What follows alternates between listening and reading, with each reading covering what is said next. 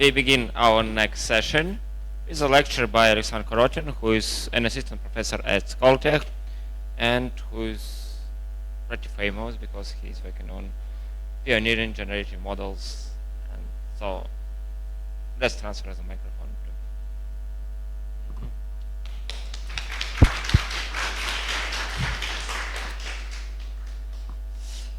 So hi everyone, my name is Alexander Korotin.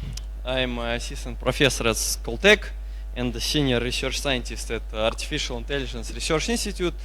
And at this school I'll give 2 lectures, and my colleague Sergey Holkin will give 2 seminars on pretty much advanced modern topics from generative modeling. One is quite famous nowadays. It's called flow matching algorithm for generative modeling, and this will be the first lecture. It will be like 1 hour and a half lecture, and the second lecture will be much more advanced. It will be a continuation of our today's first lecture. It will be called diffusion bridges, bridge matching, which is an extension of flow matching. Not so maybe popular, but quite a powerful modern tool from generative modeling. So let's start with the first lecture, the lecture on flow matching and modern generative artificial intelligence methods based on flow matching. So basically the plan of the lecture is as follows. So first we'll briefly recall what is generative modeling, what are state-of-the-art models here, diffusion models. I will briefly remind you of some basic concepts. Don't worry if you are not very closely familiar with diffusion models, because they are not so important for our today's lecture. Today we'll talk about flow matching, which is kind of a separate paradigm. It will be okay to learn it if you do not know anything about diffusion models and some related stuff. So we'll talk about flow matching, some of its variants and extensions called rectified flows, flow matching with more general so-called transport plans, and so on. And let's begin, basically. So let me begin with some very general and brief introduction. I think all of you know about the progress in modern generative artificial intelligence, about modern large-scale generative models, which, for example, can produce high-quality images based on the text request, text prompt by user. Yeah, for example, such models such as Kandinsky in Russia, Shedevrum, Midjourney, other models from OpenAI, for example, such as DALI, and so on, which can draw pretty nice pictures based on the user text prompt. And behind these algorithms, in fact, some very complex mathematics lies. Yes, and today we'll talk about one particular variant, how to build, how to learn, how to train such neural network models based on the flow matching algorithm. But in fact, the progress in generative AI, I would say that generative AI itself as a field exists for about maybe 10, 11 years. It all started in approximately 2013, 2014, when people invented like first neural network based algorithms to train, to learn models which can generate new data. At that time it was very simple data, for example, images of faces of people or digits of very low resolution, even grayscale and so on, and it was a challenging task to even generate such images at that time, at 2013, 2015, 2014. But the progress in this field goes very rapidly. Every year, like a new method, actually, a new approach how to learn new generative models appears. And now in 2024, 2025, we already have pretty large-scale generative models and generative modeling approaches which can generate very high-quality content based on the user text prompt. Even they can generate video. For example, I think most of you have heard about such models as Sora from OpenAI, which can generate high-quality video. And also, for example, in Russia, we have some analogs like Kandinsky video, and so on. By the way, this progress in the field of generative modeling, I am primarily talking about generative modeling for images, can be split in approximately two, I would say, either stages or categories. So the first stage maybe in this field was at the beginning of this field is when the technology called generative adversarial networks was invented. In fact, it is very useful technology group of methods which can learn neural network to generate high quality content. But nowadays, in fact, this technology maybe is not the technology which lies behind the modern state-of-the-art algorithms, because most of the state-of-the-art algorithms for generating images, high-quality images based on the user text prompt, for example, are based on so-called diffusion models.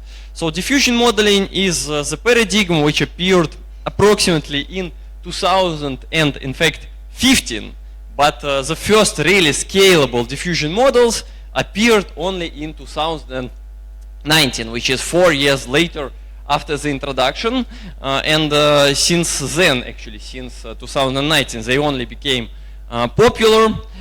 They kind of outperform the other paradigm, the paradigm of generative adversarial networks in terms of quality of or diversity of generated images. This is why they are now mostly state-of-the-art, but in fact, modern state-of-the-art algorithms are usually kind of combination between these two paradigms. So, and let me briefly recall what are diffusion models and what are their problems, because this will be kind of a preliminary for our today's lecture about flow matching. So basically, first of all, what is generative modeling formally and informally? Well, they can generate generative modeling is a paradigm to produce new data. Yeah. How? Let's before going to the next part of the lecture, let's first try to maybe a little bit mathematically formalize what is generative modeling, actually what is the problems that we are going to work with during our today's lecture. So first let's state what is the simplest, the easiest problem of generative modeling informally. So basically the easiest problem of generative modeling can be formulated as follows. So suppose that you have, it's called the unconditional data generation, and it's formulated as follows. Suppose that you have some data and you would like to produce some mechanism, neural network, some procedure, whatever, which is capable of generating new data which resembles your trained data, the data which you have at the training stage. And basically, for example, during training stage of your model, you can have, for example, a bunch of images or faces, yes, and you would like to generate some new faces of people which are not present in the training set. Of course, this is the simplest problem formulation. In practice, much more complex formulations are considered. For example, conditional image generation, condition based on some text, like text-to-image models like Kandinsky, text-to-video like Sora, and so on. But we will primarily talk about this simplest formulation because it's like the fundamental one. And how this problem is typically formalized in a mathematical sense is the following way. So we have some data, X, some sample of data, yes. We assume that this is not just some data, that this is data which follows some probability distribution, P star. And we assume that this data is nothing but a sample from some unknown data probability distribution, P star. And our goal during the learning of our generative model is to construct some model which will be able to produce new samples from this data distribution, which is unknown. So this data distribution is unknown. We know only samples from this data distribution, and we would like to build some model which will somehow be able to produce new samples from this distribution. This is typically the mathematical problem formulation of this simplest generative modeling problem. And basically, this problem nowadays is widely approached by diffusion models. So diffusion models are built to create new samples from this unknown data distribution. Let's briefly recall how diffusion models work. Yeah, I will not dive into a lot of details because this is not so principal for our today's lecture. but I will recall the basics. So the main idea of diffusion models is as follows. So first we have some data distribution, P star. Well, in diffusion models they are usually called as pi zero. Why? Because how diffusion models work. So well, they first take some diffusion, which is represented by stochastic differential equation of some simple form. There are many different variants how these stochastic differential equations can be defined, but the main idea is to pick some stochastic differential equation which is guaranteed to transform your data distribution in some finite or infinite time horizon to some simple distribution, for example to absolute noise. So basically we in diffusion models we pick some stochastic differential equation which gradually transforms your data distribution to simple distribution to pure white noise. And the main idea of diffusion models is to learn a so-called reverse stochastic differential equation which will be able to revert your noising process and basically to construct data samples from your data distribution from pure white noise by following this reverse stochastic differential equation. Well, from the general theory of stochastic differential equations, from Kolmogorov equations and so on, it follows that, well, to build such a reverse stochastic differential equation, you need to construct and learn some specific function, which is called the score function. And this function in practice is somehow learned with neural networks. So if you manage to learn your neural network to recover this score function, that you are able to simulate your reverse stochastic differential equation, which can produce data from pure white noise. Well, I'm not going into deep details how this score function is learned with neural networks for two reasons. First, this is not so principal for our today's lecture. And second, during our second lecture, which will be more advanced and related to diffusion models and diffusion bridges, I will recall this. But in fact, if you manage somehow to learn a neural network to approximate this score function, then you are able to generate new data.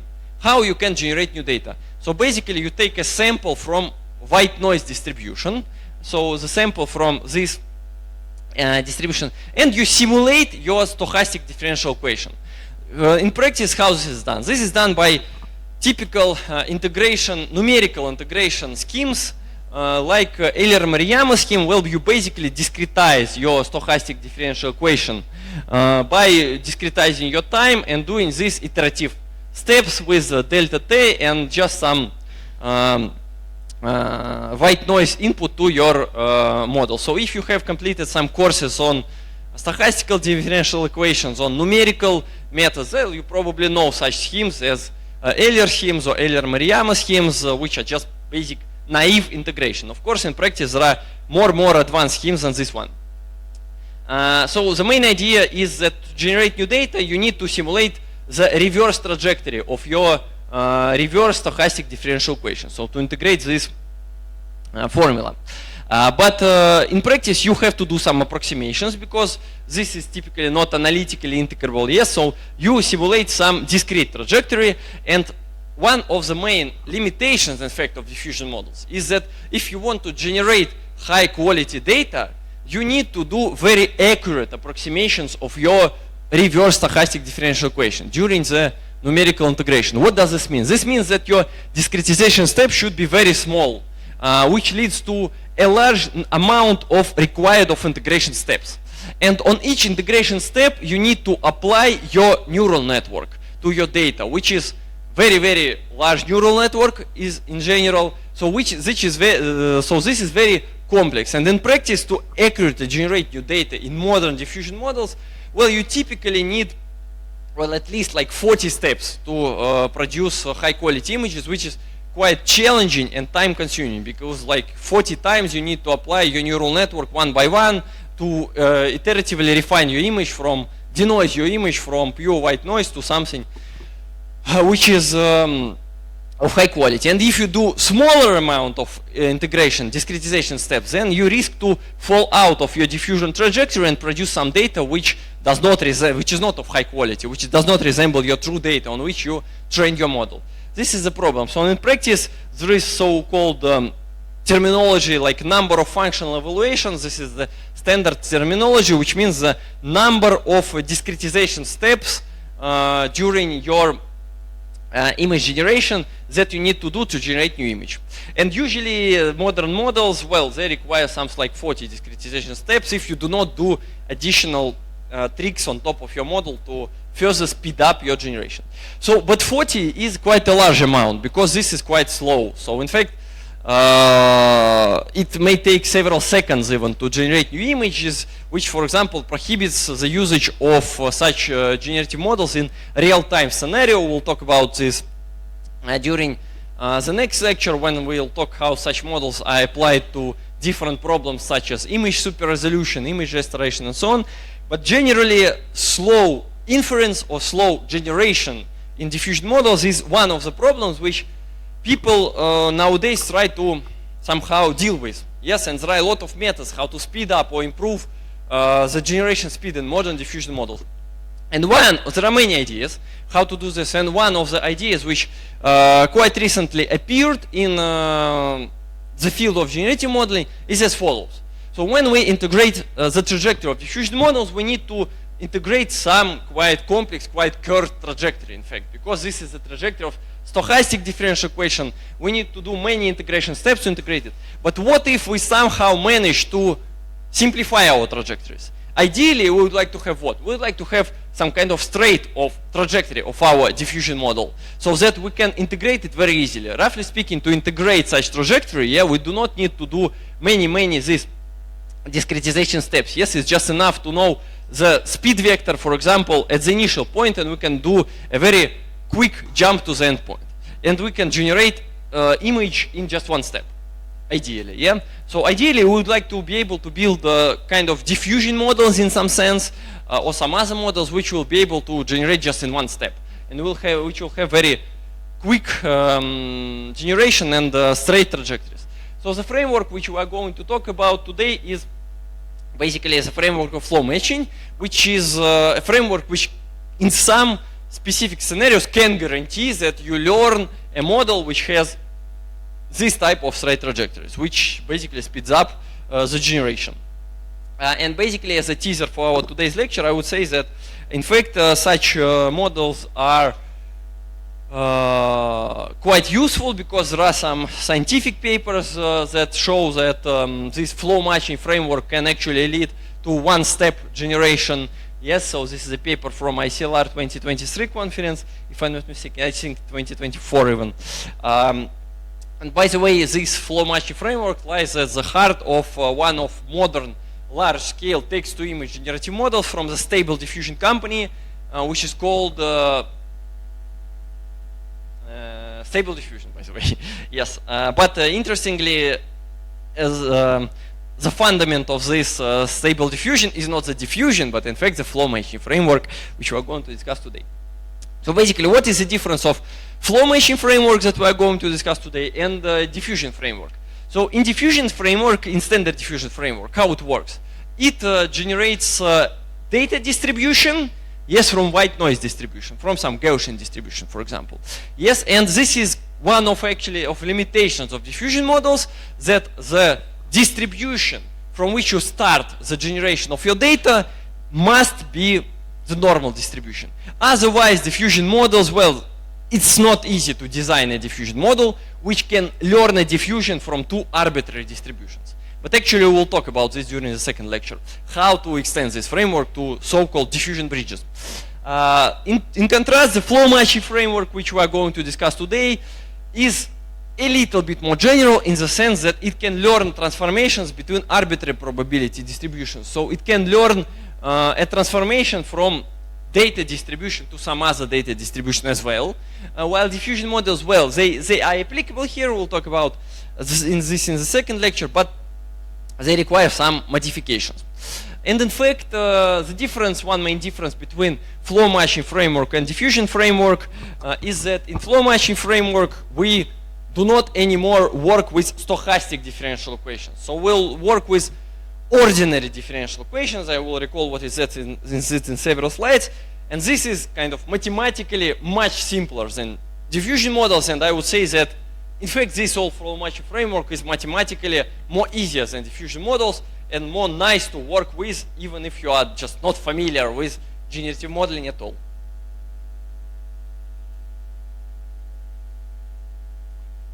Okay, so basically here is the list of main papers if you are interested in deep digging into this flow matching. So I would say that two first papers are the most relevant.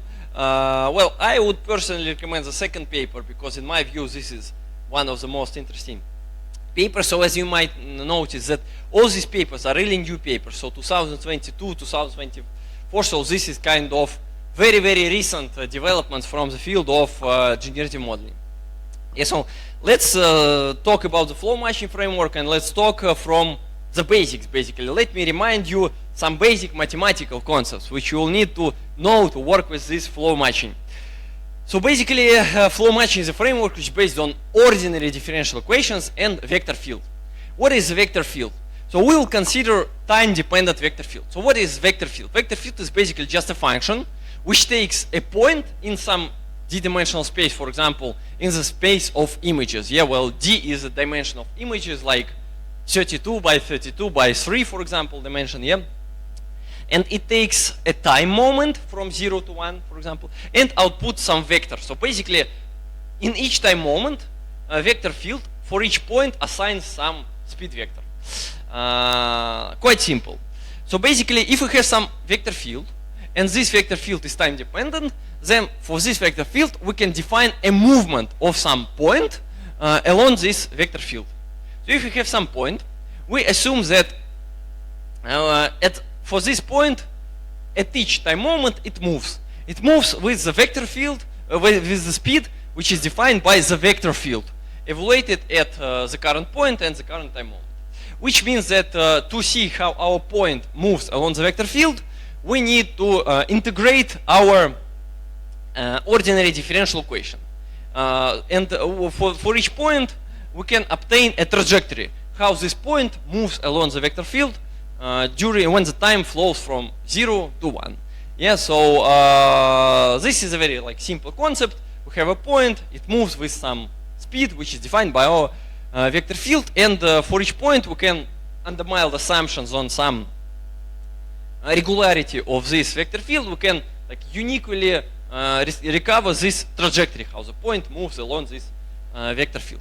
And basically, in practice, if we want to compute or simulate this movement along the vector field, then we, of course, in general, need to do some numerical integration, some computational schemes. So what is written here is the basic naive discretization of how can we simulate this trajectory movement along the vector field. So basically, we take some small time delta, and we say that our point, to obtain the position at next time moment, what we do, we take our current point and we multiply our current speed vector by this small time delta. And we just repeat this. And of course, as this is called the Euler scheme, and this is nothing but a simplification of the previously discussed Euler-Maruyama scheme. So this is for ordinary differential equations. Previously, what we discussed was for stochastic differential equations. So there was kind of noisy components. There is no just such components. It's deterministic movement. And of course, the smaller is the discretization step is, the better is our approximation of this trajectory in general. Yeah. So to get a movement of our point along the vector field, we need to do this numerical integration in practice. Okay, so what is the main idea of flow matching? So suppose that you have two data distributions, two distributions in general. For example, the distribution P0 can be a distribution of white noise. Yeah, it's just a two-dimensional visualization. Yeah, and distribution P1 is the distribution of data. And we would like to, the main idea of flow matching is to find some vector field which allows to generate our data distribution from our input distribution. And how this generation is obtained? This generation should be obtained by movement of a distribution along the vector field. What does this mean? This informally, this means that we take this probability mass, yes, of our input distribution, and we say that each piece of mass of this probability distribution in time moves according to this vector field which we have. And we would like to find some vector field which will move the probability mass of P0 to P1. Mathematically, this means that if we have some random variable x0 which is distributed according to input distribution P0, then we would like to find some vector field V, time-dependent vector field, such that if we integrate the trajectories of this vector field, so Z1 as a function of Z0 is like the end point of the trajectory along the movement of this vector field, then we would like these end points of trajectories, integrated end points, to be distributed according to distribution P1. Yeah. Yes. The question is how to do it. Basically, this is the main question of generative modeling and flow matching framework. How can we find such vector field which moves one probability distribution to another one? Well, in fact, what we should take into account that, of course, for two general probability distributions, they may exist multiple such vector fields which transform one distribution to the other. For example, this is like naive visualization. We can move one distribution to another distribution this way, or we can move this way, or, well, there are many possible combinations or ways how you can transform one distribution to another. The question is how to choose, how to find at least one, at least some probability movement of these probability distributions. And let's do the following. So we see that if we have some vector field, yes, it defines some kind of trajectory how our probability distribution moves, yes. So one of interesting ideas is, okay, that let's do the following. So before finding some vector field which moves the one probability distribution to another, let's do the following. Let's try to solve a simpler problem. Let's try to find at least some sequence of probability distributions, intermediate, which kind of interpolates between two probability distributions. This looks to be a little bit more simpler problem. So let's not care about like vector field at all. Let's just try to somehow construct a sequence of probability distribution which kind of interpolates from one distribution to the other without like taking care about these vector fields. So let's denote these intermediate probability distributions by a PT. And what we would like to do, we would like to construct some sequence of PTs which interpolates from P0 to P1 without actually caring about some vector fields to begin with. And how this can be done? Basically, there is a naive way how to do it. And this naive way constructs this sequence of PT as follows. So what we do? First, let's construct distribution PT, this intermediate distribution, in the following manner. So let's take random samples from input distribution, x0, random samples from output distribution, x1, and let's consider the following kind of interpolation between these two points. So we just take the average with respect to time, t. So this is just a weighted average. So if time is like 1/2 and we would like to construct distribution pi p1/2, then we just average 2 points from these two distributions. And let's say that the distribution, the law of distribution of such points, xt constructed this way, will be our distribution pt. Clearly this scheme, it builds some sequence of probability distributions which satisfies the following property. So first of all, it interpolates between distribution P0 and P1. Why? Well, because if we take t equal to 0 or t equal to 1, then we obviously start and end at respective distribution, P0 and P1. Yes, because we take, for example, t equal to 0, then our distribution xt is exactly the distribution of x0s, so basically it's exactly the input distribution, yes? And the same holds for the end time moment. So basically, what we managed to do? We managed to construct some sequence of probability distributions which interpolates from one distribution to the other distribution. And in fact, this sequence of distributions, it looks like a kind of tube which becomes smaller when we come closer to the center. Because when we are at the center, there is a lot of kind of averaging, and most of the probability mass is concentrated somewhere in the center. Yeah. Yes. Okay. We managed to construct some sequence of probability distribution which interpolates from one distribution to the other. The next question is, okay, this is not our goal. This does not give us any tool, any instrument for generative modeling, for generating new data. Yes, what we would like to do, we'd like to take samples from distribution P1 and generate samples from distribution P1 somehow, for example, by following some ordinary differential equation, some vector field. But this construction, it does not give us any vector field, or from this we cannot build a generative model as is. Yeah, we need some trick, some advanced machinery, whatever, to construct some vector field on top of this interpolating sequence of probability distributions to create new data. And for this, there is so-called flow matching algorithm, basically, which allows to construct such a sequence.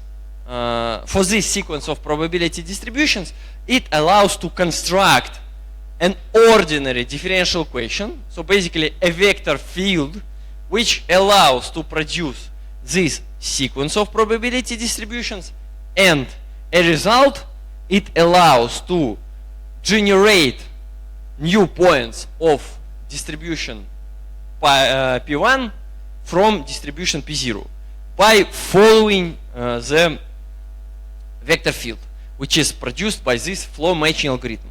And let us discuss how this flow matching algorithm works.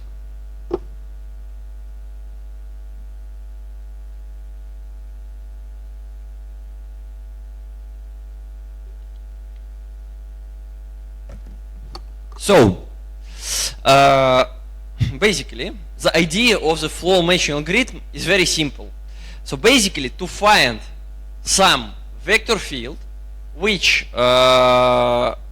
moves the probability mass of P0 to P1 and follows the sequence of probability distributions that we constructed previously, it is sufficient just to solve a kind of regression problem.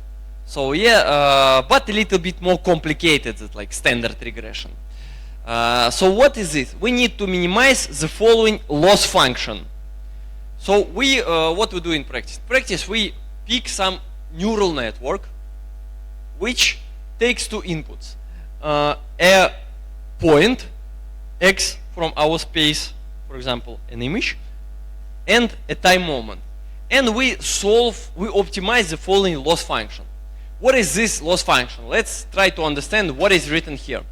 So basically it says that we first need to sample two random points from input distribution and target distribution. For example, this could be noise sample, x0. This can be data sample. We sample some random time moment from 0 to 1. We interpolate these two sampled points according to the formula which is shown on this previous slide. So we average them with respect to our time moment, and we take this average point, and in this average point we try to regress our vector field, our neural network, to follow the direction of this line, basically x1 minus x0. So we would like to find a vector field V which maximally resembles the direction of this interpolating segment from which this point comes. Yes? So this is exactly what this loss says. So we sample x1, x0, we average them, and we try to regress our vector field to resemble this direction from which our point came. But obviously, for each time moment t, 1 point xt, it may come from several interpolating segments. So it may come from like one pair x0, x1. It may come from another pair x1 prime, x0 prime. So in the end, when we do this regression, so we regress this point on this direction for this pair of points. For this pair of points, we regress on this direction. So in the end, when we solve this regression problem, what we obtain a kind of average direction. Yes, so we average the direction, we average all the directions from which this point xt comes from. And in the end, we obtain kind of average speed vector. And an interesting property is that this is not just some heuristic that like why to obtain this average, what this represents, why should we do this. In fact, this is a completely theoretically justified algorithm. I will talk about this on next slides. But the main idea is that what you should intuitively understand after this lecture, and that we train a vector field, a neural network, which tries to recover the average direction of all these interpolating curves which go through this point at time moment t. Yes, and this vector field turns out to be some meaningful vector field which can do data generation. I will talk about it in the next slide. So basically, it is completely theoretically justified that this vector field is not some kind of heuristic or some like random trash. This is a very, very useful thing. What is that basically? Basically, this vector field satisfies, well, it looks quite mathematically complex what is written here, but the main idea is that, okay, suppose you have two distributions, yeah, P0 and P1. You construct this interpolating sequence of probability distributions from P0 to P1. This is not, as I told you already, this is not very useful for generative modeling, yeah, because you cannot generate new data from P0, the data from P1 using P0, yeah, because there is no mechanism to do this. Yes, to generate actually the sequence of probability distributions, you need to know both start point and end point. Yes, this is not really useful. But if you do flow matching algorithm, then it turns out that there exists a specific vector field V which produces this interpolating sequence.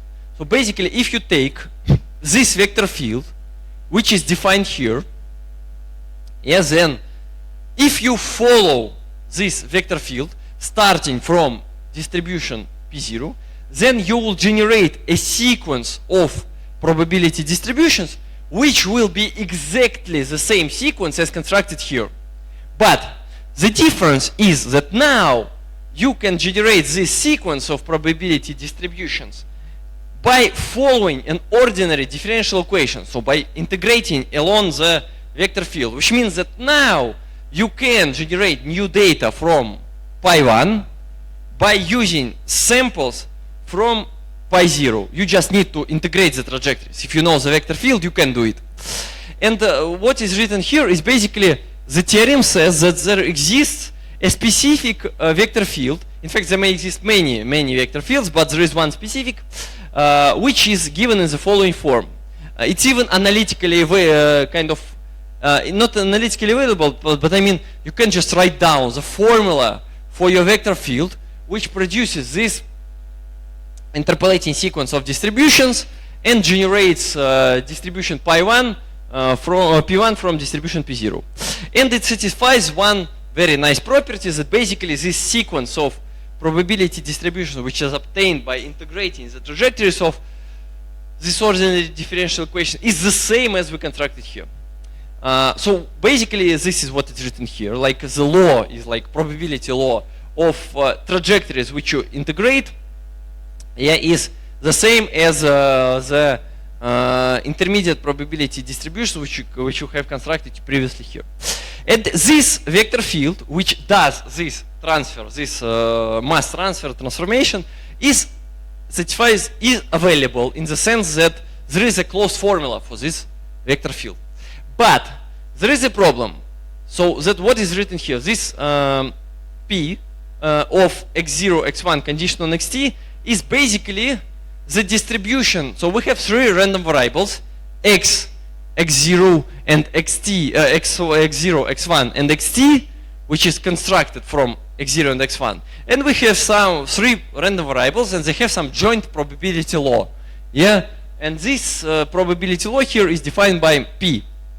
And basically this theorem, which is written here, it says that we can write down a vector field using this probability law of three random variables, P0, P1, and intermediate Pt, such that this vector field does this distribution transfer from one distribution to another.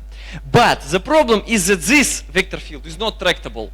So in practice, you cannot estimate it easily, because it is some expectation with respect to this joint law of three random variables, x1, x0, and xt, but actually not even joint law, but conditional law. So to estimate this vector field, in general, we need to at point xt, at some point at time moment t, we need to sample points x0 and x1 from which this intermediate point comes from. Roughly speaking, to estimate this vector field in practice, for each point xt, we need to sample endpoints of this trajectory. But we cannot do it. In practice, our construction is different. So in practice, our construction, we can sample intermediate points, knowing the endpoints. Yes, we cannot do the reverse sampling, like sampling endpoints given the intermediate points. So basically, this vector field, which is written here in this theorem, is intractable in practice. Yes, but the beauty of this flow matching framework is that this optimization algorithm, which is written here, is exactly recovers this vector field, which is just analytically intractable. Roughly speaking, so again, we have some vector field which follows this interpolating sequence of probability distributions and transfers the mass of P0 to P1. We know analytical expression for this vector field, but it is not tractable. But fortunately, this flow matching algorithm, so this optimization problem, is tractable, and it recovers this exact vector field, which transforms the probability mass of P0 to P1 following the interpolating sequence of probability distributions that we have constructed. This is tractable. Why? Why? Because we can solve in practice this minimization problem. How we can solve it? We can solve it the same by same simple algorithm. Actually, in Python, it's like 5 minutes to code it. You can even ask like ChatGPT or whatever else to code it. It will do it very, very quickly. And it's like super simple. You need to define some neural network which takes as input a point and a random time moment. Yes. Simplest way is just like to concatenate input features of a neural network, like x and plus like one feature for time, and optimize the following laws. How to optimize the following laws? Well, very, very simply. First, we need to estimate these expectations. How do we estimate these expectations? This expectation is the expectation of over two distributions, two independent distributions. Input distribution and target distribution. So for example, input distribution can be white noise. Target distribution can be images. Yeah, so we just sample random sample of white noise, x0, sample random sample of images, yes, compute the sample random time moment from 0 to 1, average this noise and image according to this simple interpolation equation, right? And okay, and we just write down our favorite L2 loss function, which says that at a point xt we should predict this direction, x1 minus x0. So basically the difference of image and noise. Yeah, and that's it. In PyTorch, for example, we just do our use our favorite optimizer, do loss dot backward, optimizer step, optimizer zero grad, and so on. Of course, we do this usually not just for one sample. We do this for a batch of samples. As usual, we do like mini batch stochastic gradient optimization as we do in any other deep learning framework nowadays.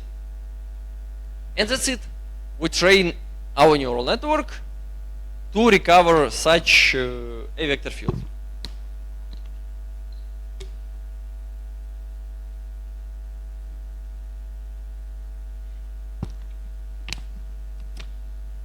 Okay, so in the end, so the algorithm is really simple. So like, forget everything which I've told you before this. This is the only thing you need to know to make it work, in fact. Okay, so basically, how it works. Some examples from practice. So how it works. Here on this slide, some simple generative modeling problem is considered of producing the on top, like producing the distribution of cats, the images of cats, that's some animals.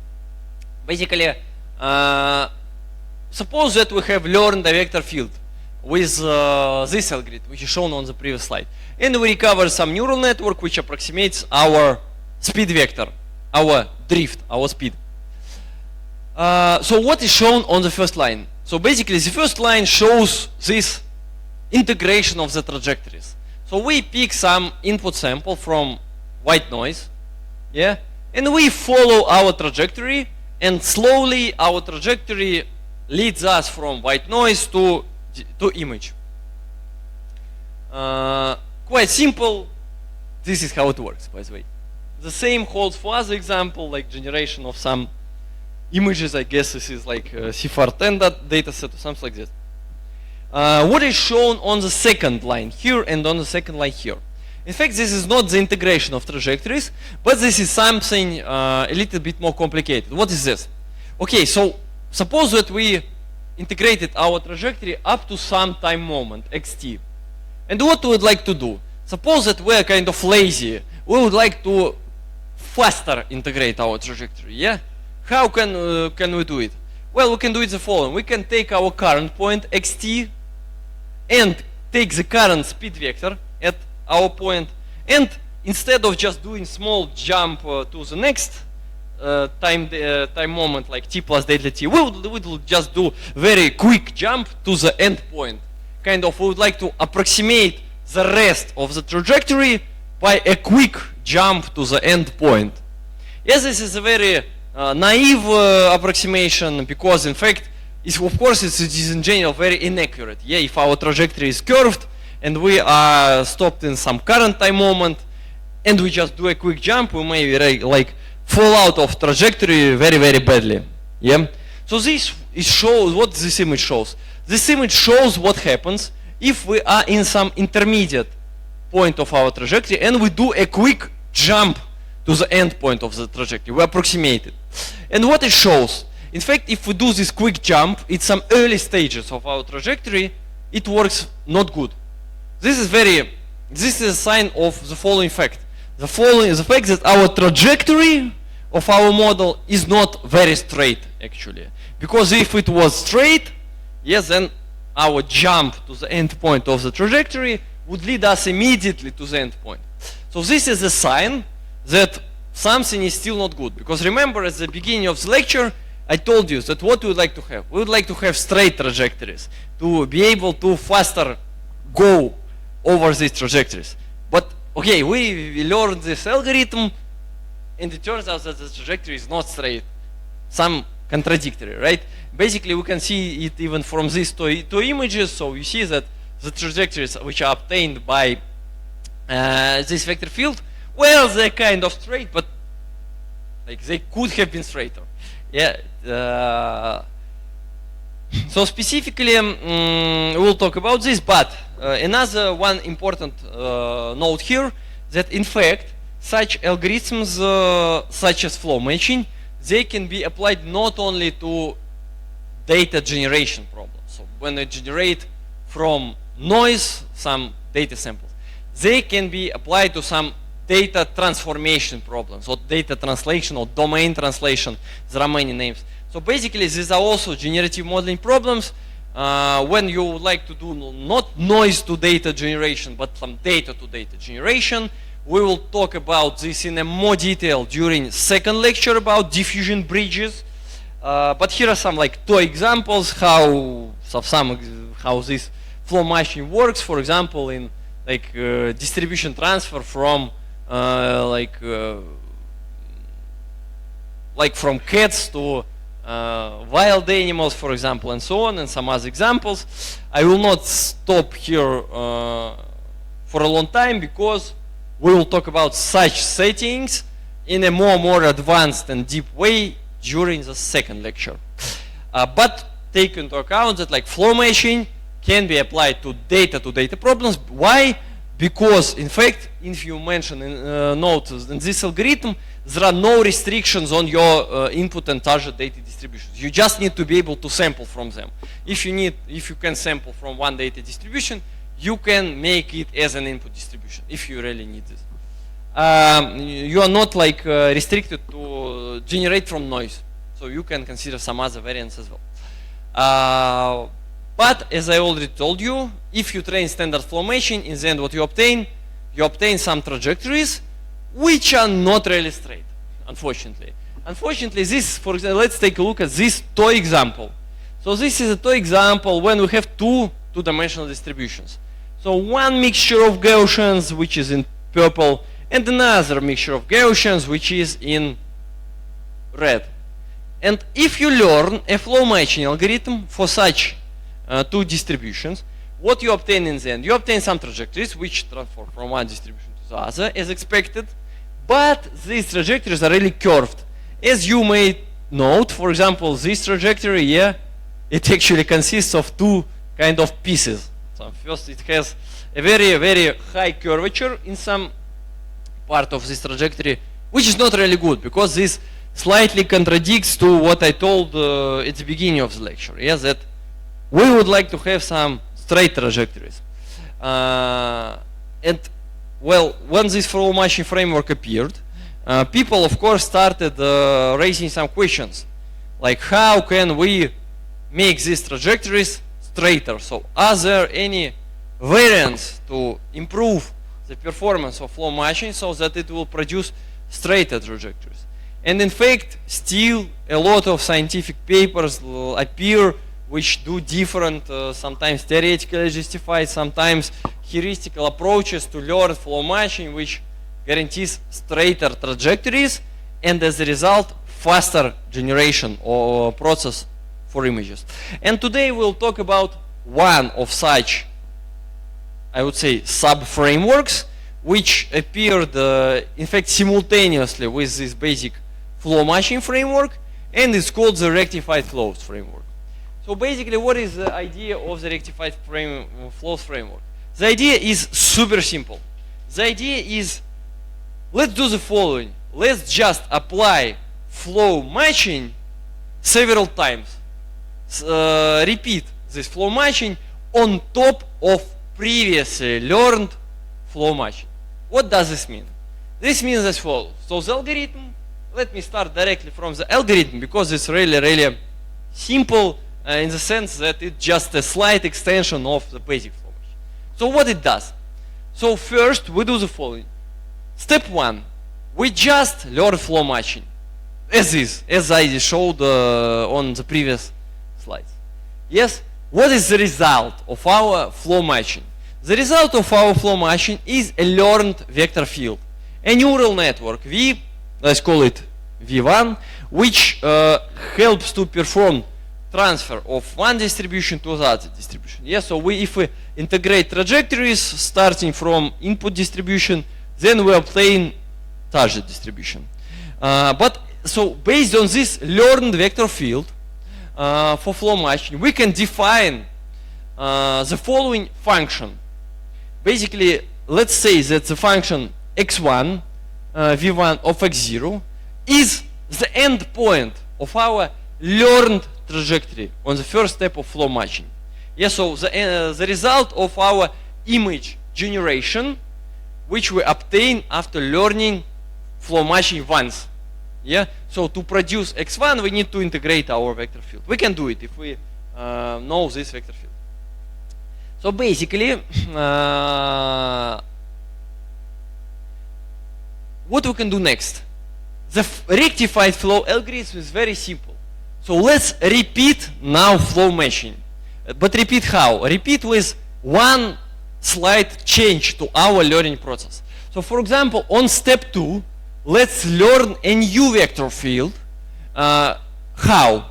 The following way. So we basically learn a new neural network V, which again solves some regression problem, and the difference in this regression problem from the regression problem which you had previously is as follows. So previously, when we learned flow matching, we sampled points x0 and x1 from our two probability distributions independently. Now, when we learn this flow matching, we will sample these points from x0 and x1 dependently. So basically, we'll first sample point x0 from input distribution, and then we will sample point x1 from the target probability distribution according to our sampling procedure which we have from the previously learned flow matching. Yes, so now what we do, previously we sample x1 and then we take random sample of sample x0 and then we take a random sample of x1. Now what we do, we basically sample x1 and generate sample of x1 from the second distribution by using the vector field which we learned on the previous step of our flow matching. So roughly speaking, our loss function now is we regress our vector field but on different pairs of x1 and x0, which are produced by a different mechanism, produced by flow matching from the previous step. And we obtain some new vector field. And then we just repeat the procedure. So now we have a new vector field. It again produces distribution pi1, but obtains some different pairing. So, okay, first step, we learn flow matching. We obtain some pairs, x1 and x0. Now they're dependent. And then we use these pairs to create interpolation. So we kind of straighten this interpolation and use these pairs, new pairs, to learn a new flow matching. And we repeat this step by step until this procedure converges. So basically, the beauty of this procedure, so it may look like a kind of heuristic, yes, that we do this and what is this procedure? Why should we do this? Yeah, it's very, very unclear why this is something meaningful. But one interesting feature of this procedure, that first of all, this procedure theoretically always leads to vector fields which map the probability distribution P1 to P0 to P1. This is one property. And second property is that the trajectories of our vector field, which we generate, by which we generate new distribution, become more straighter. So roughly speaking, if originally we had some kind of curved trajectories, then in the end we obtain very, very straight trajectories, which generate from one distribution to from another distribution. And okay, and this is how this procedure works. So first we learn on this two example with Gaussians, mixture of Gaussians, we learn flow matching original. It produces some curved trajectories. If we do flow matching once, one more time on top of learn flow matching, then the trajectories, well, in general, they become more straighter. And if we just do it like twice, then, well, you see, after two steps, the trajectories are much more straighter and much better because, well, they're straight. And in fact, there is some even theoretical justification for this. If you want to take a look for a formal like theorem, take a look at this paper. There is a theorem that guarantees that this straightness of flows which are learned by this procedure, it actually improves exponentially fast.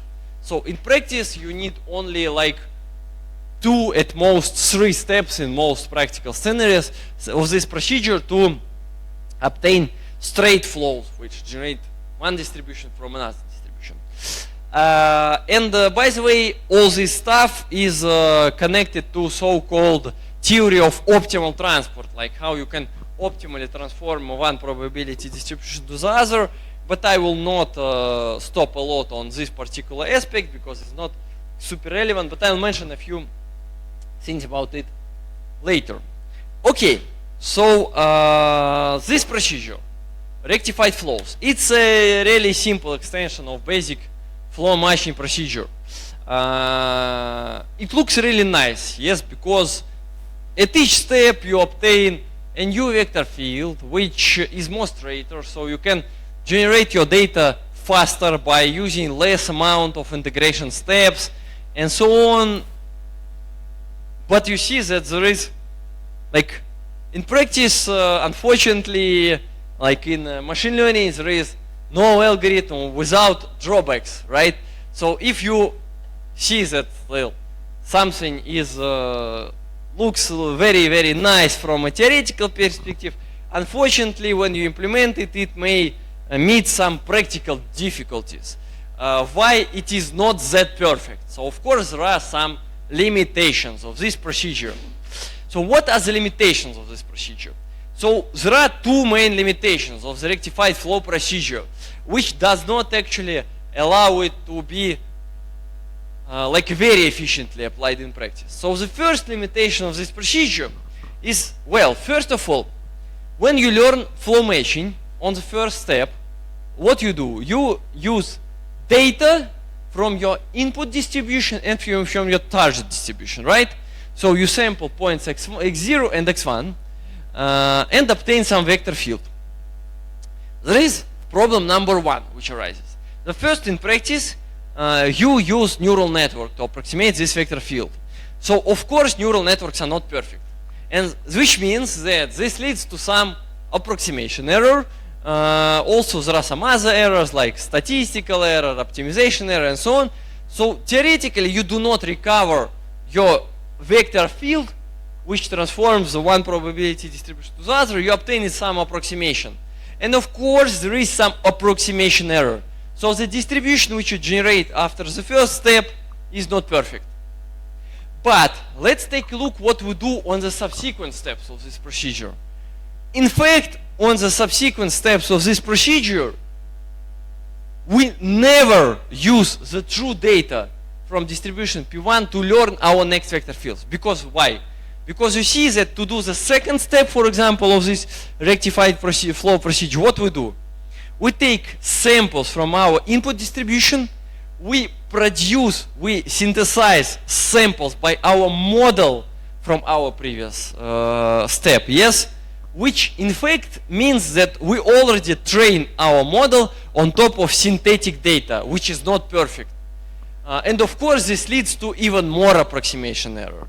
And there is no very simple or straightforward algorithm. How can we use true data for the next steps of rectified flow procedure? So we are kind of doomed to accumulate some approximation error.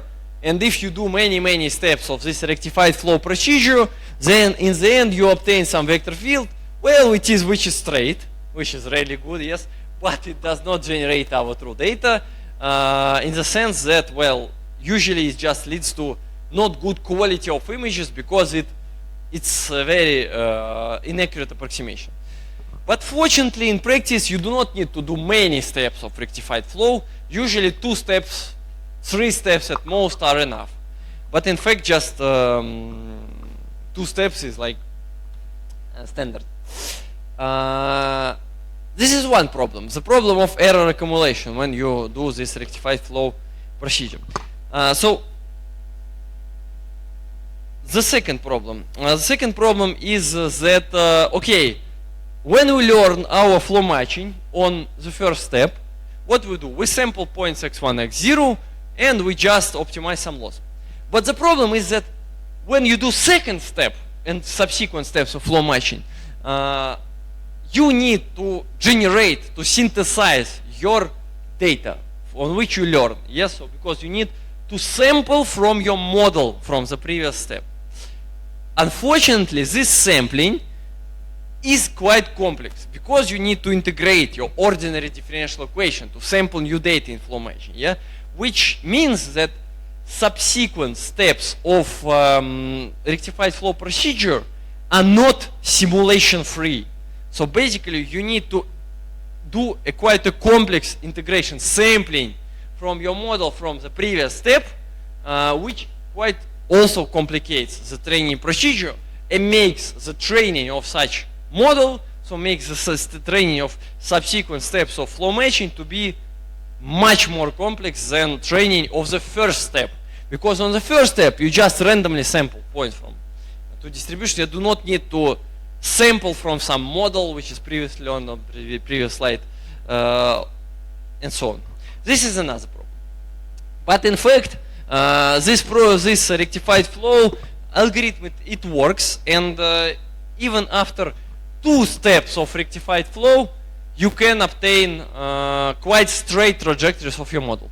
So, well, this is what you do the basic flow matching once. This is what you do rectified flow. Of course, taking a look at this trajectory, you cannot say that like this is straighter than this. This is noise, this is noise. What is the difference? But if you try to do a prediction of an end point as from some intermediate point of your trajectory, so if you are in the intermediate step of your trajectory and you just try to do a large step to the final time moment by doing a large jump of your vector field, in the rectified flow after the second step, well, you will succeed in this because your trajectory will be much more straighter. So basically your trajectory, this one, although it's not interpretable at all, if we take a look at like the second line, which are these predictions, you see that even the prediction of the end point of the trajectory at the first step of generation, just by doing a quick jump by vector field from 0 to 1, is already much better than we had in the first case, which means that your trajectory is much more straighter.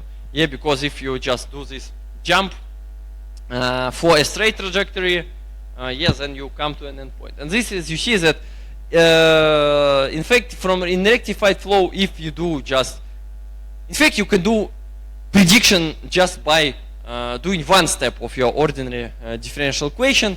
In some cases, it's already provides a good quality.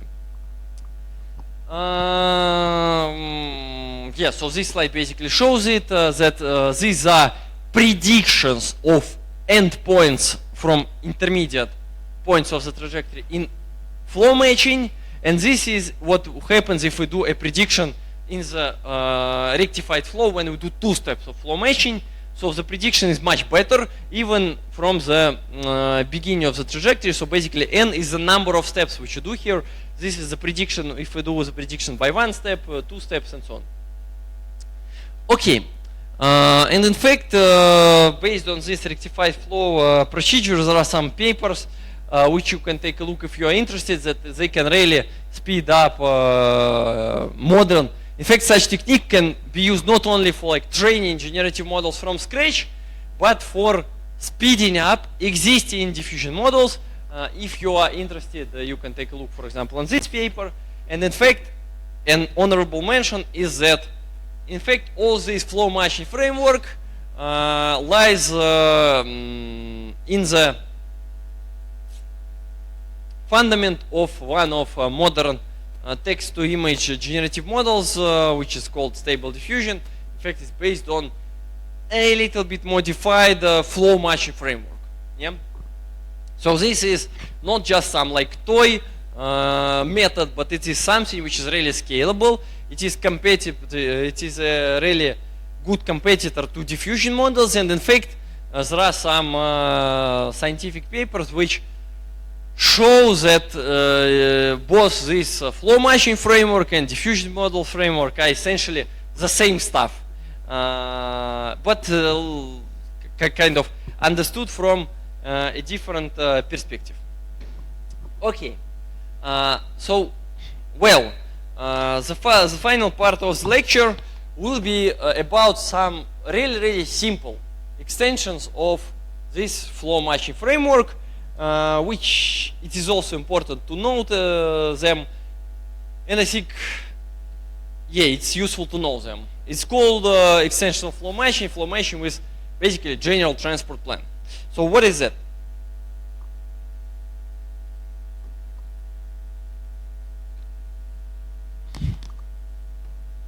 Okay.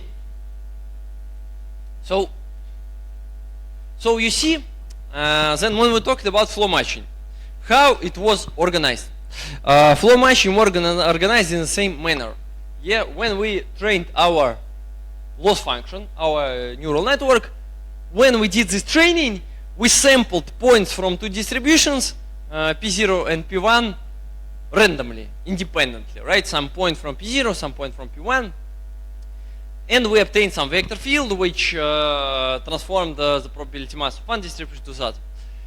When we trained rectified flows, which is basically the iterative flow matching, what we did?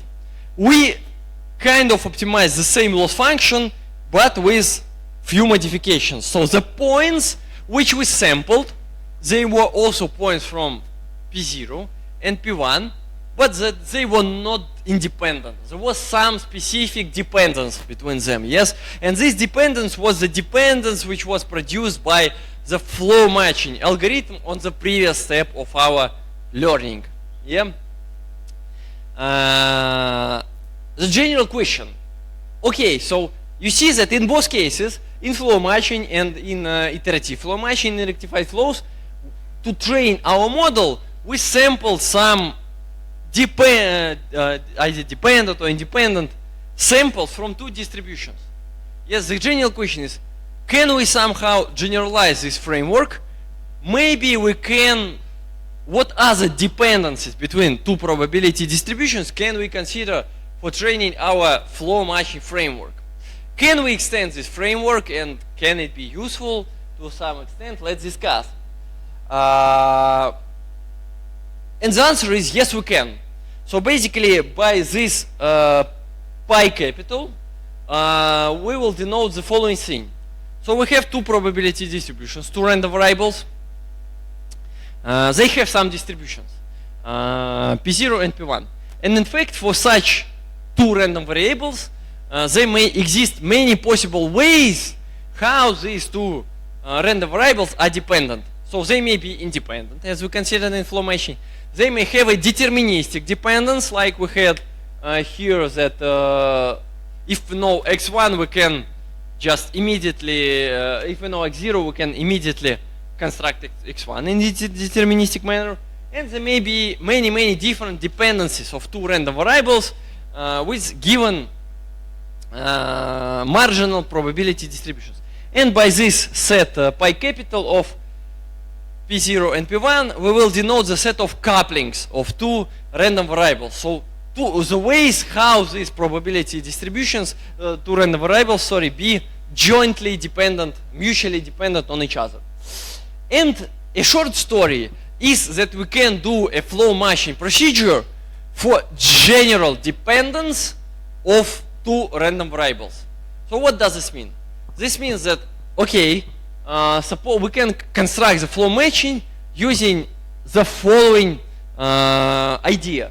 So suppose that there are two random variables, x1 and x0, and they are somehow dependent. So basically, for each point in x0, we assign several points x1, and they may be stochastic dependence. So for each point in x1 or x0, we have some distribution of points x1 which correspond to given points. So we'll denote this by pi of x1 depending on x0, yeah, conditioned on x0. And previously we already considered two variants of such dependence. First variant is when this conditional distribution pi of x1 condition on x0 was actually the entire distribution. Basically, there was no dependence. Yeah. And second variant which we have considered was the variant when the dependence was deterministic. So basically, when for one point x0 there was just one point corresponding in the target distribution, which in that case was produced by previously learned flow matching, so specific deterministic dependence and so on. But a short story is that you can use any dependencies you want, any so-called transport plans or pairings or couplings between two probability distribution to learn a flow matching algorithm. And in all these cases, this will produce a specific vector field which maps one probability distribution to the other probability distribution. And your algorithm will look similar to as simple as flow matching and similar as the basic flow matching, but one thing will be changed. Now you just sample your pairs of x1, x0 not according to, for example, independent scenario or some particular deterministic dependent scenario, but to any scenario you may want to design. For example, this is you sample according to some dependence, for example, independently, as we already discussed, but usually independent sampling leads to curved trajectories. You can sample according to some prior given pairing, for example, as it was in rectified flow when you train your new flow matching model on top of previously learned model. You can sample from data-based plan, so basically in some paired domain translation problems, it may happen that you have some paired training data set on which you would like to train your model, but you should be very careful here, because when you learn a model of flow matching on top of some given dependence between pairs, you generally do not preserve this dependence. We'll talk about this on the next more advanced lecture about diffusion bridges. And one very popular recently appeared extension of all this flow matching is so-called mini-batch flow matching, mini-batch extension, when you do the following. So you sample your pairs from P0 and P1 independently, then you solve so-called discrete optimal transport between them, so you obtain some kind of optimal pairing between these two batches, and then you use these two batches and as input to flow matching, and usually this approach produces straight trajectories without any iterative learning as it was in the rectified flow. So basically here is the example.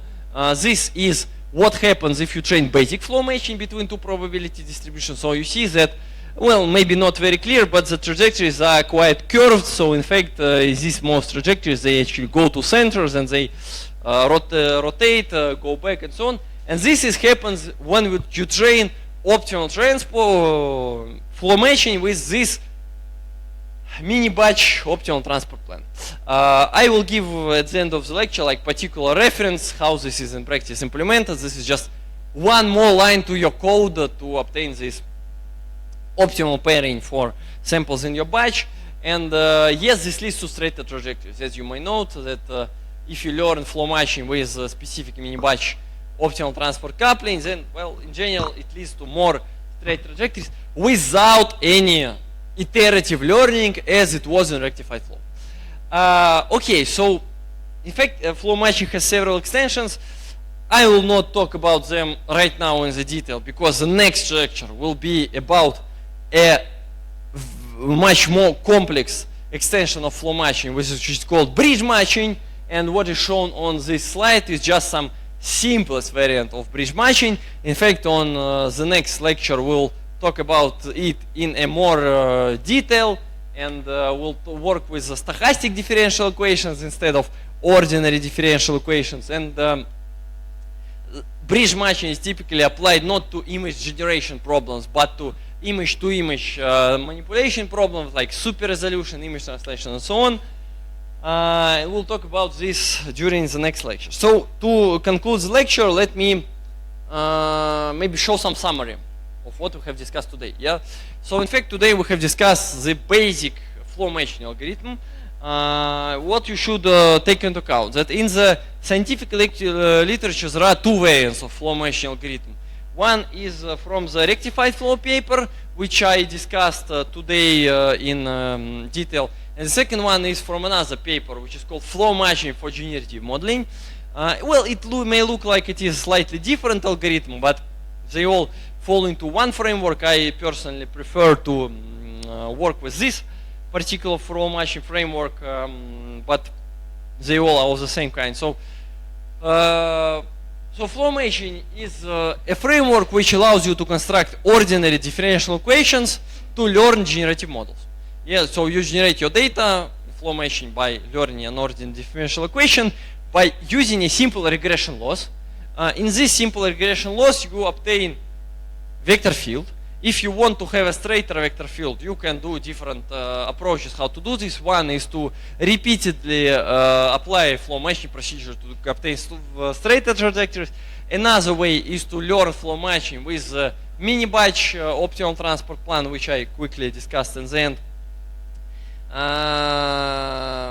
In fact, this framework is closely related to diffusion models framework, although it may look not obvious from my today's lecture, right? And it has many extensions. One of such extensions is the bridge matching, which we will discuss during the second lecture. So here are some useful resources, some tutorials, some guides on flow matching and so on, which may be useful, and about code implementation of this. In fact, really to implement flow matching, you do not need to have some code implementation. You can code it on your own. It's very simple loss function, just like regression, but a little bit more complex. But generally, if you are interested in some specific scalable implementations, well, you can start from these repositories, for example. So that's it. Questions?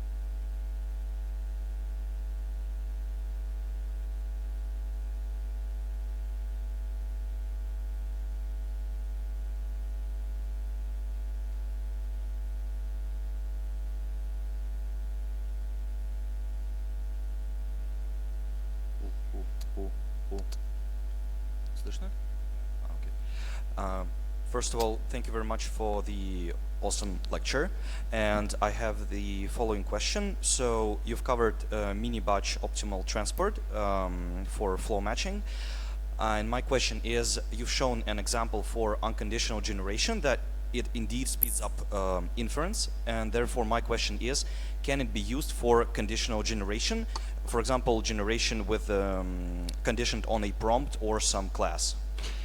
Yes, thank you for your question. It's a really nice and important question.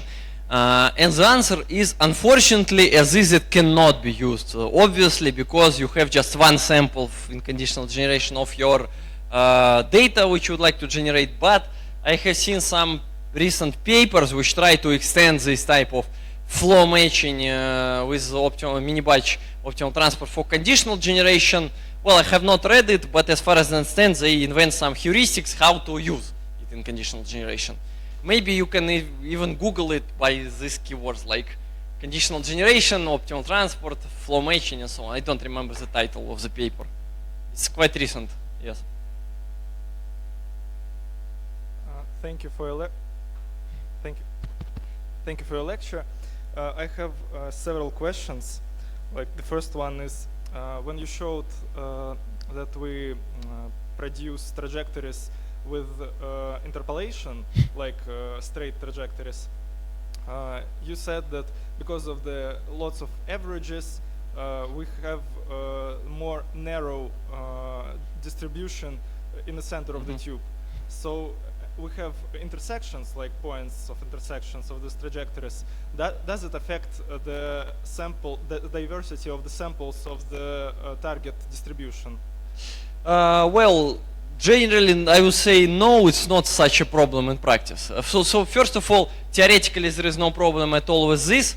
And secondly, practically, this is not the problem also. So, but if we have 2 points in the first distribution that comes to the 1 point in the middle distribution, which then has only 1 trajectory to the last distribution, it deterministically will come only to 1 point from 2. Well, I would say that there are kind of 2 questions, intersection of practice and theory. Yeah, so in theory, of course, when all such frameworks are built, they require some assumptions of these distributions, like they should be continuous and so on for this to work. But in practice, well, we never know what is the behavior of our distributions. They're probably like supported on small dimensional manifolds and so on. But the short story is that it works anyway. That's Okay. it. So the learned one with ODE maybe is not narrowed in the center.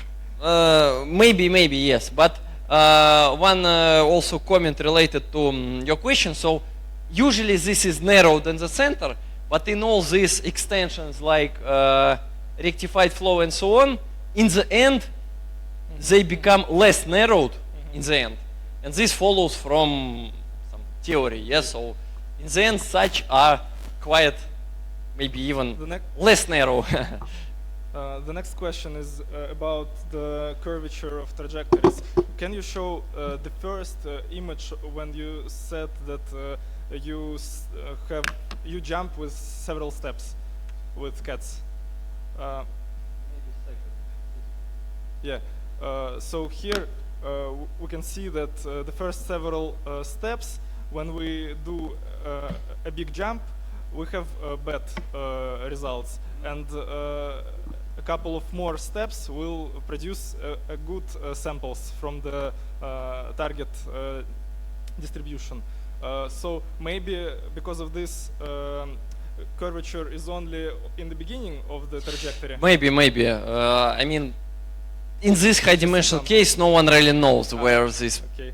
what is where the most curve. We can just judge only by such general analysis. And also, when you said about rectified flow, you said that we choose that we use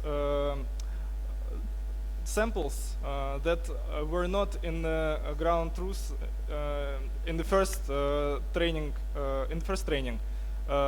We sampled new ones from the learned flow matching, and they are noisy somehow, and we learn another distribution, not target one, like slightly shifted. And can we use somehow diffusion or flow matching itself to like shift a little bit to denoise these images to use it for rectified flow? Well, probably you can, yes, but well, I would say this. Well, this will be kind of, in some sense, unnecessary. Like, our goal is to train ordinary differential equation. Why would we train another ordinary differential, additional, like stochastic ordinary? Well, potentially it's possible, yes. Mm-hmm. And the last question. I'm sorry. When we sample new points, new samples from distribution target, we choose like close points to the ground truth one, yes, for the next steps of the rectified flow. And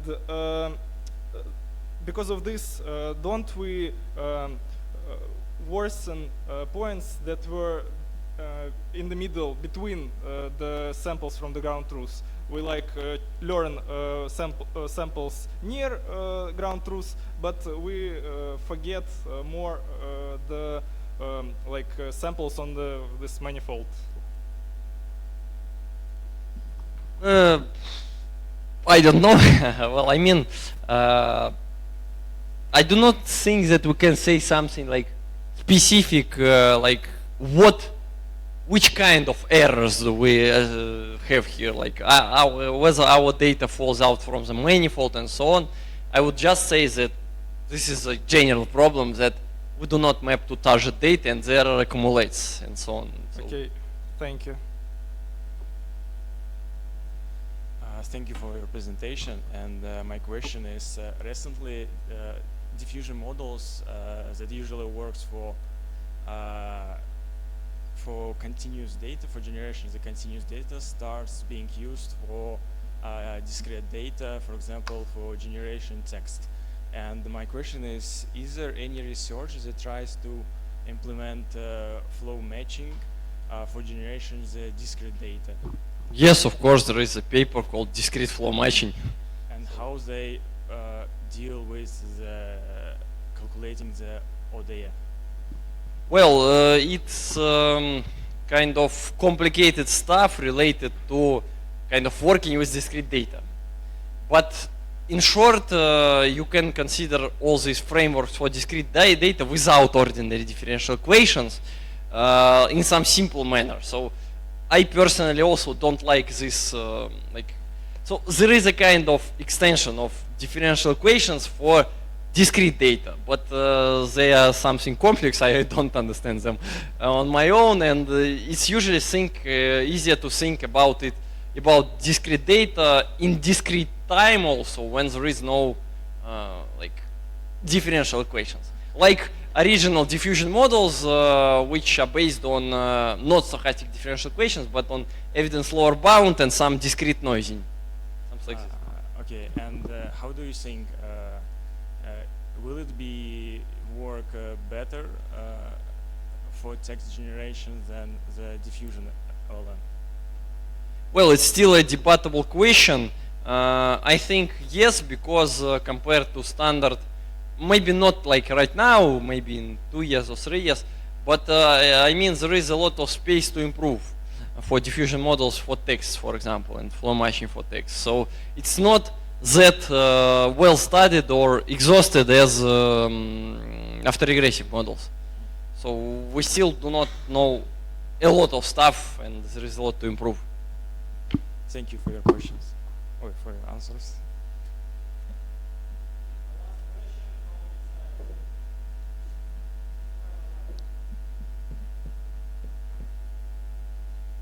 Thank you for the lecture.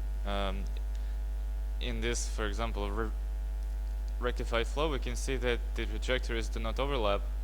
Is there a measure somehow? Is there a way to measure the extent to which they do not overlap? Well, unfortunately, no, because if like FID, something if we work about images like Fréchet, inception, this something like that. I mean, nothing like the only metrics which can be used here are the standard metrics from just general generative modeling, how you compare to probability distributions. So there is no like specific stuff for this framework, No. as far as I know. I mean, it's not about comparing the probability distributions, but the vector fields. But to compare how good is this vector field, we need to know the kind of ground truth, but we do not know the ground truth. Okay, thank you.